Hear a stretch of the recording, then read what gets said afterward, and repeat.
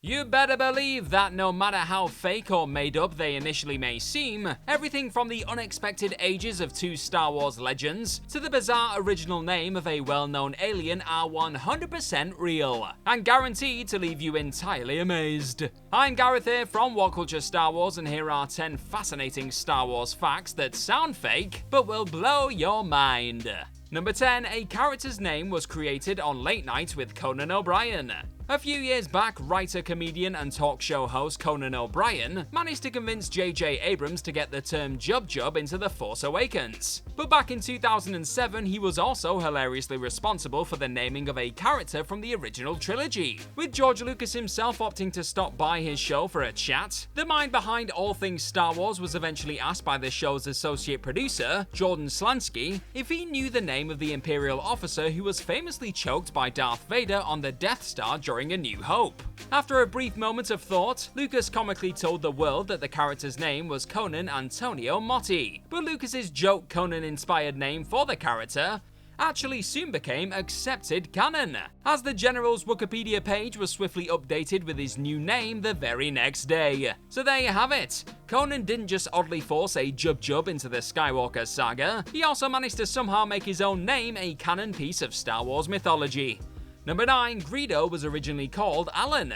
Before the Rhodian bounty hunter apparently fired his blaster at Han Solo first during the events of A New Hope, this alien being actually didn't go by the memorable name of Greedo at all. Nope, based on an original Star Wars script, shared by the late Chewbacca actor Peter Mayhew, the dude trying to capture Solo for Jabba the Hutt actually boasted the name that once tumbled out of a velociraptor's mouth during an infamous Jurassic Park 3 dream sequence. You know the one. That's right, the same Greedo who would be digitally altered to provoke Solo into killing him inside of Mos Eisley's Cantina was once called Alan.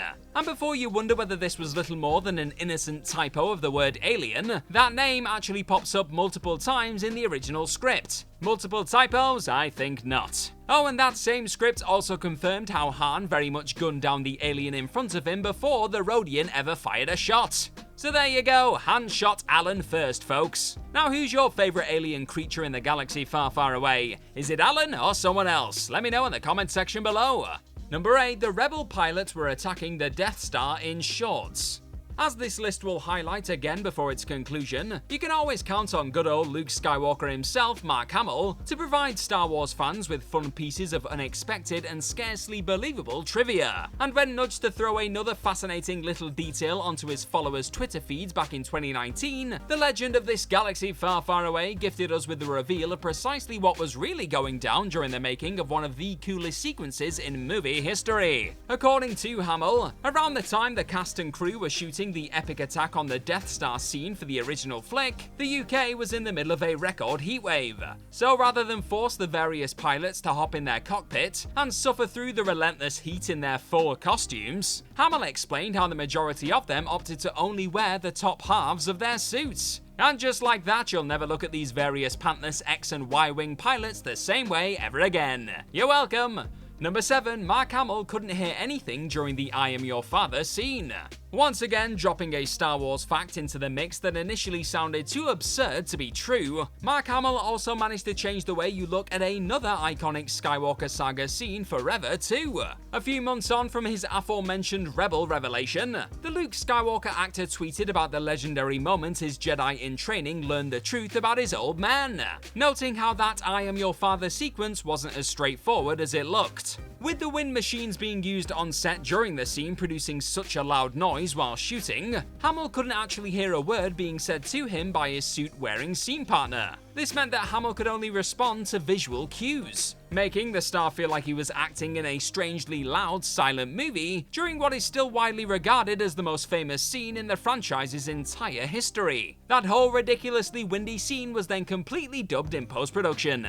Number 6, Ian McDiarmid moved the Emperor's throne with his feet. Apologies in advance for potentially killing the unsettling aura of one of the most formidable big bads in movie history. along with the way he delivered just about every piece of creepy dialogue and physically transformed into the ancient all-powerful Sith Lord. Ian McDiarmid's cold and unnerving spins on his Death Star throne helped establish Emperor Palpatine as an instantly iconic villain.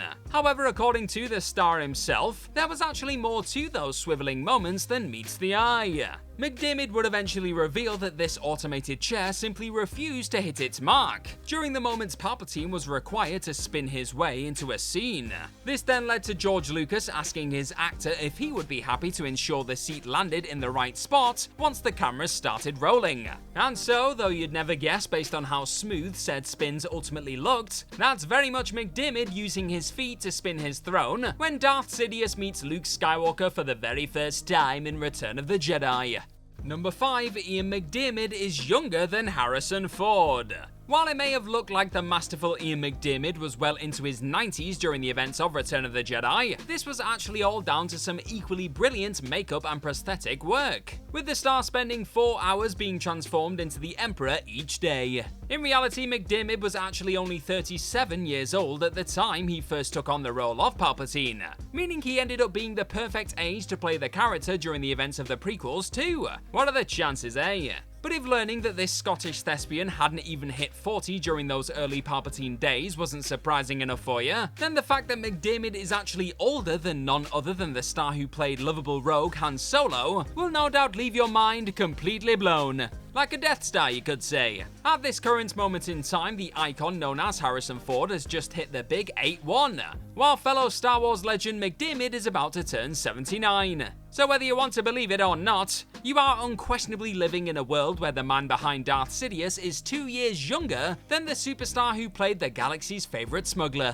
Number 4, the music heard in the Cantina is known as Jizz. You've already had the Emperor's menacing chair spins ruined for you. Now it's time to taint one of the most beloved musical moments in Star Wars history. Up there alongside John Williams' exceptional Binary Sunset, Duel of the Fates, and Star Wars main title, as all-time Star Wars bangers. It's simply impossible to not bop around to the vibrant tune being played by Figrin D'an and the modal nodes within Mos Eisley's Cantina. You know the one I'm talking about, it goes a little bit like this. What you likely weren't aware of, however, was the fact that the breezy sounds being pumped into your innocent ears here was actually a style of music known as, well, Jizz. This joyous music is called Jizz, folks. And the beings found unleashing this wonderful noise across the galaxy far, far away, including the blue elephant-looking legend known as Max Rebo within Jabba the Hutt's palace. They are known as Jizz Whalers. I kid you not. George Lucas clearly wanted to throw a style of music into his alien universe that possessed the same swinging vibe found in our planet's jazz.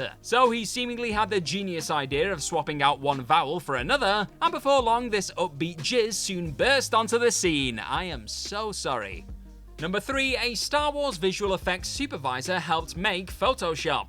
Along with being one of the people responsible for creating some of the most mesmerizing visual effects ever to land on the big screen throughout the prequel trilogy, and Rogue One, a Star Wars story, it turns out that the brilliant John Knoll was also partially responsible for a tool that would change our galaxy forever. Before Knoll went on to work on the likes of Mission Impossible, Pirates of the Caribbean, Avatar, and of course Star Wars, Industrial Light and Magic's chief creative officer actually helped create, alongside his brother Thomas, a little piece of software known as Adobe Photoshop. The same Photoshop tool the brothers ended up selling to Adobe for $34.5 million back in 1995, that would ultimately go on to become the biggest image editing app on the planet, and even eventually turn into a full-blown verb that popped up in the Merriam-Webster dictionary. Simply put, Noel hasn't just had an impact on some of your favorite ever big screen adventures, both he and his bro completely changed the photo editing game too. Number 2, Sarlaccs are pretty much space mushrooms. Believe it or not, that terrifying creature responsible for almost murdering the most badass bounty hunter in the galaxy during the events of Return of the Jedi actually had some rather fascinating beginnings. The mighty Sarlacc, sometimes found in Tatooine's Dune Sea, actually begins life as a spore, which suggests the beaked tentacle-boasting carnivore is actually closer to a space mushroom than a murderous animal, with the galaxy far, far away's best xenobiologists still not being entirely sure which category the creature falls into. And if you wanted to know exactly how a Sarlacc spore is brought into this universe, well then a mummy Sarlacc and a daddy Sarlacc love each other very, very much. The smaller latter creature parasitically feeds on the former until he's the same size as his lady. Then this male will burst, with that eruption releasing millions of little Sarlacc spores into the galaxy that will eventually mature into full-size monsters after 30,000 years. They then bury down into the ground of whatever place they landed on, waiting for a tasty bounty hunter to digest for a millennia. That is the horrendous truth, friends. Isn't Star Wars nature wonderful? And number 1, Gareth Edwards decided on a planet's name after a botched coffee order. Easily one of the cooler planets introduced during the Disney era of Star Wars tales, Gareth Edwards brought the gorgeous tropical world known as Scarif to screens during Rogue One, a Star Wars story. And while George Lucas opted to name Luke Skywalker's planet Tatooine after the Tunisian town of Tatooine, where those particular Star Wars scenes were shot, the 2016 spin-off's director had a different and rather unbelievable method when it came to world naming.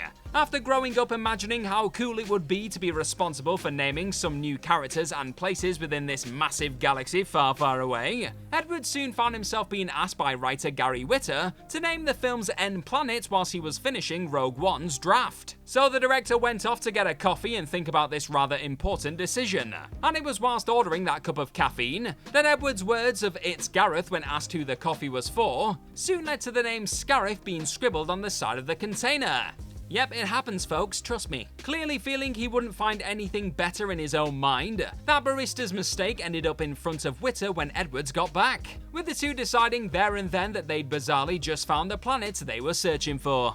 And that's our list. Know of any other fascinating Star Wars facts that sound fake but will blow people's minds? Well, let me know all about them in the comments section right down below, and don't forget to like, share, and click on that subscribe button while you're down there. Also, if you like this sort of thing, then please head on over to whatculture.com and find some more fantastic articles just like the one this video you're watching right now is based on. I've been Gareth from What Culture Star Wars. May the Force be with you as always. Thank you very much for watching today, and hopefully I'll see you soon. Bye bye!